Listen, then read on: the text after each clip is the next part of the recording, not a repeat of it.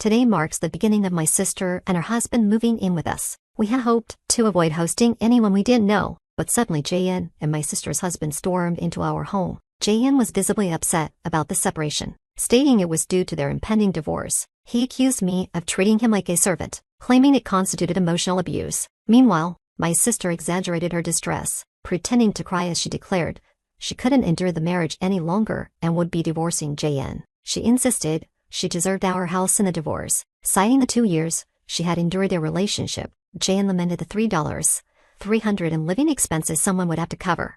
The next day, I relocated to a luxurious $2 million facility, and my phone buzzed incessantly with frantic calls from Jayan and his sister. My name is Anna Smith, and I recently celebrated my 40th birthday. I work as a day trader and investor, engaging in buying and selling currencies and stocks. This career has allowed me to amass a respectable fortune, even with a congenital condition that isn't life-threatening but requires careful management. Doctors have advised me to avoid overexertion and caution me about the risks of pregnancy. My parents didn't shield me from this reality. Instead, they instilled in me the importance of facing my illness with determination. My father, who worked in a brokerage firm, shared his knowledge of stocks, providing me the foundation to make a living from it.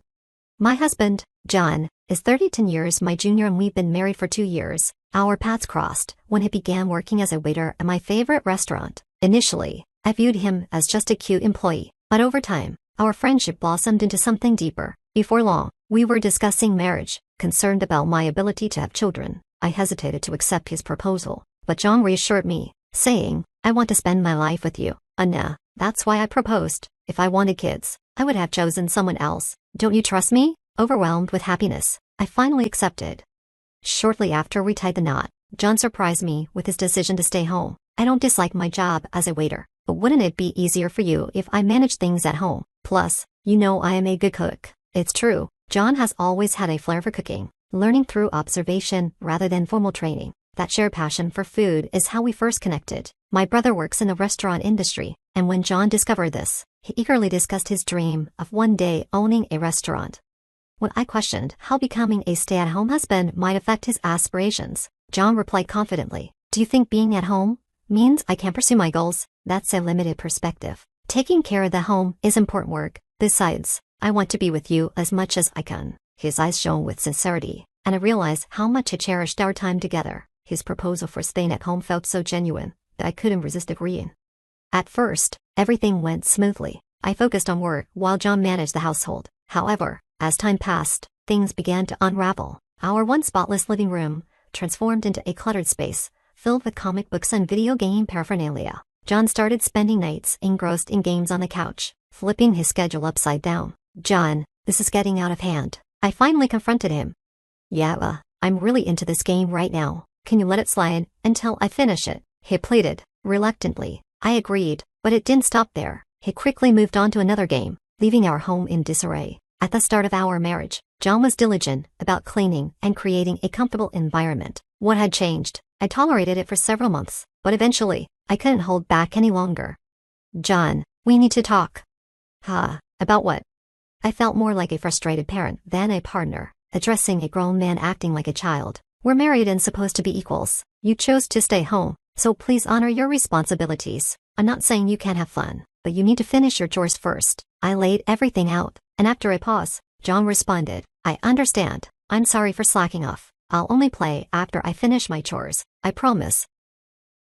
True to his word, JM resumed his responsibilities as a stay-at-home husband, but something was undeniably off. He seemed perpetually unhappy. Once filled with joy while cooking and taking pride in a tidy home, he now rushed through chores and retreated to his room more often than not. Instead of enjoying his games in the living room or reading comics on the sofa, he isolated himself, immersed in online gaming. "Sorry, I have a dungeon raid tonight. Can you eat alone? I'll wash the dishes later," he would say.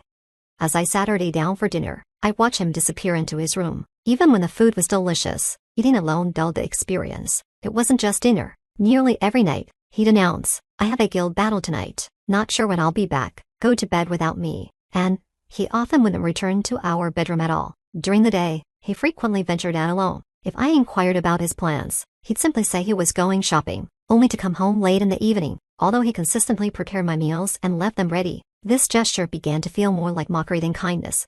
He managed all the household, chores, cleaning, laundry, cooking, so I felt I had no grounds for complaint. But this wasn't the family life I envisioned. It felt more like cohabiting with an enlivened housekeeper. Our conversations dwindled to almost nothing. I'd find myself eating cold meals alone, changing into freshly washed clothes, and sitting in a spotless house, all the while feeling deeply lonely. In those moments, I often thought that solitude might feel less isolating than this emptiness. I'd stare at John's closed bedroom door, tears brimming from my sadness, but I clung to the hope that things would improve. I believed we could return to our happy life together, so I endured in silence.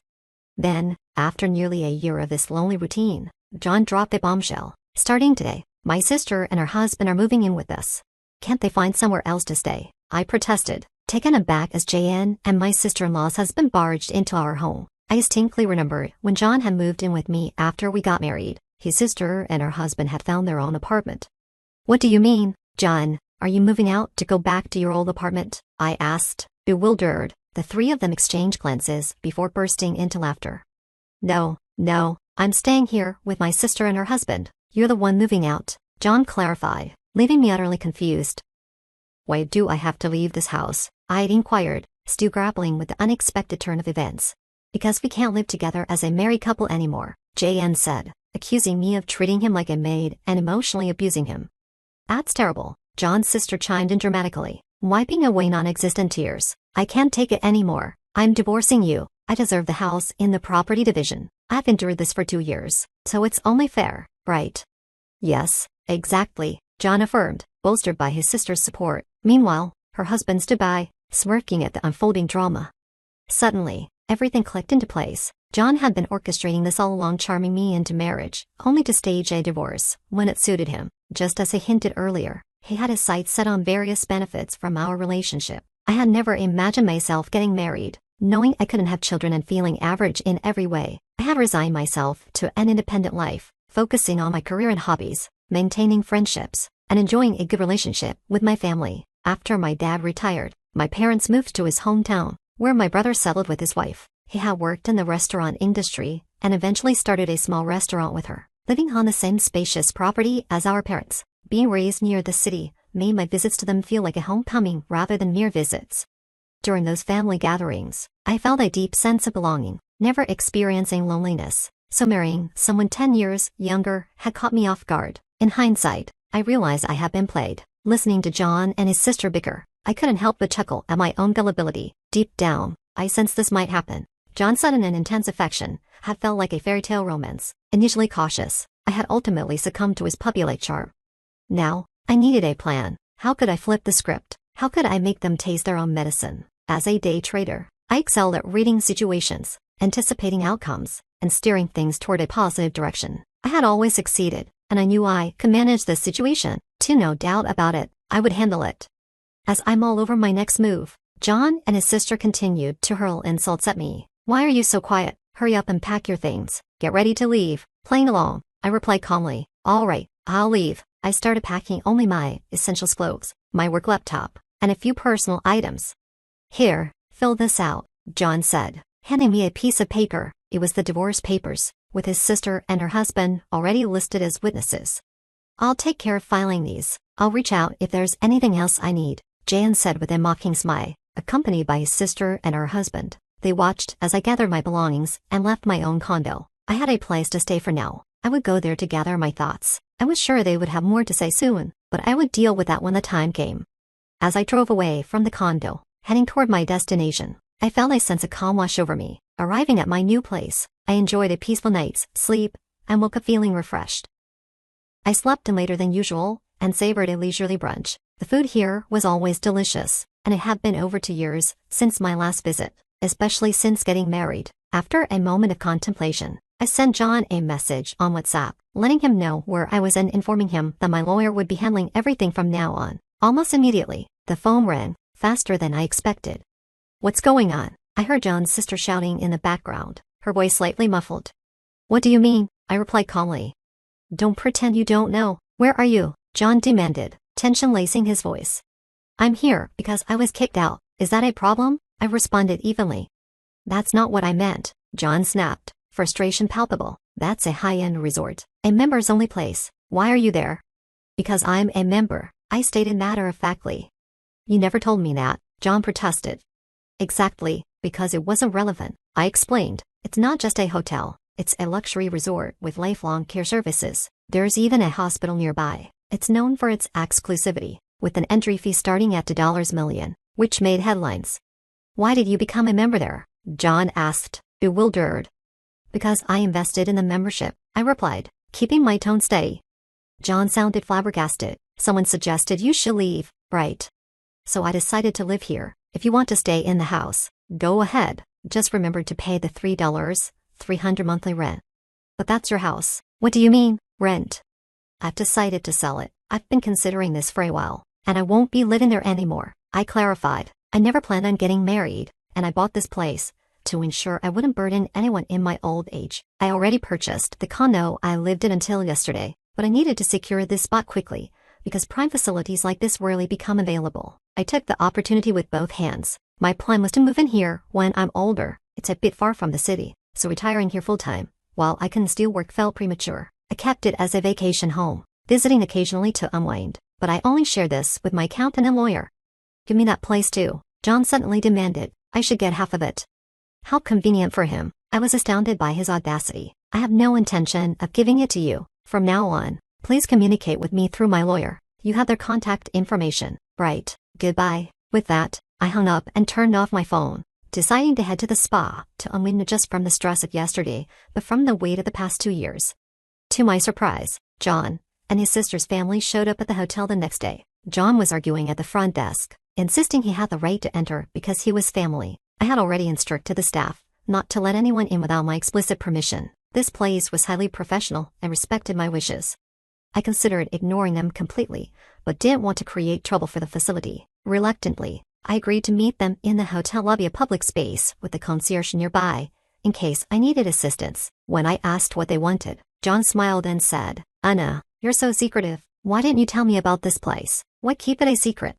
Yeah, why hide this from us? His sister chimed in, echoing his smile. Together, they bore a striking resemblance, not just in appearance but in their manipulative nature. We're no longer family, so I have no obligation to inform you. Please leave now. You're causing a disturbance. We're still married, John retorted firmly. No, we're not married anymore. I filed for divorce yesterday at the county office, I informed John, reminding him of my decisive action. Why didn't you tell me? He asked, seemingly forgetting he had initiated the divorce proceedings and handed me the papers. Don't worry, divorced couples can remarry without waiting 6 months, his sister chimed in, her eyes hopeful. No, thank you, I replied firmly. I stood up and began walking back to my room, ignoring their attempts to follow me. The concierge intervened to stop them. I won't give up. I'll come here every day to show you how much I love you, John exclaimed determinedly. You're so slick, John, I muttered under my breath as I walked away, feeling drained by their pathetic display. Without delay, I contacted my lawyer to take immediate action. This situation was escalating faster than I had anticipated, and their relentless behavior was wearing me down. I hadn't expected them to resort to this so soon after I left. They seemed determined to pursue pointless endeavors. John and his sister's family began showing up at the facility daily, lingering in the lobby, waiting for me. My lawyer swiftly filed for a restraining order, but they took it to a new extreme. Anna deceived me into marriage. I demand compensation, John declared, claiming ignorance about my inability to have children. He insisted that if he had known, he would never have married me, threatening to accuse me of marriage fraud if I didn't agree to compensate him.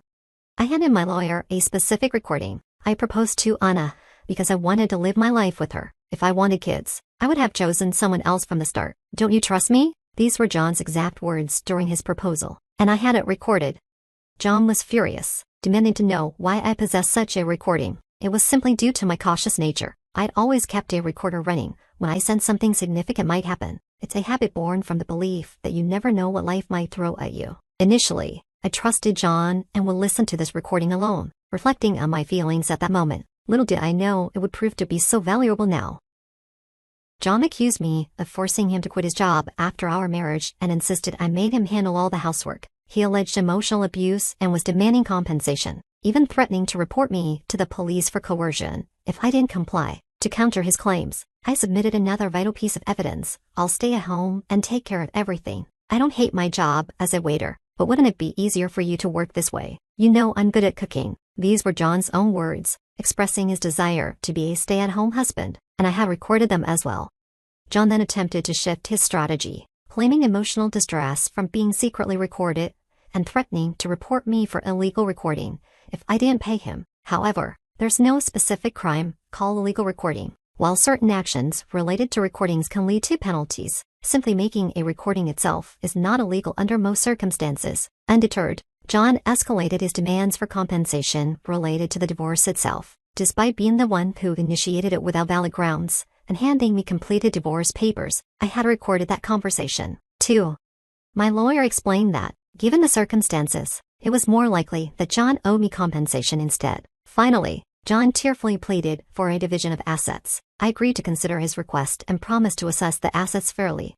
I need you to vacate the condo. Once we've evaluated everything, we can meet at the lawyer's office, I stated firmly. They left without further protest, allowing me to sell all the condo furnishings and list the property for sale. As I had predicted, due to the increasing property values, it sold for more than I initially anticipated. When I presented the total asset figures, John and his family appeared hopeful, assuming they would receive a substantial portion. So, do I get half of this? John eagerly asked upon hearing the total, which was in the tens of millions. Not quite. These figures reflect only assets acquired before our marriage, I clarified through my lawyer. John's expression darkened as he received a document showing his share as zero.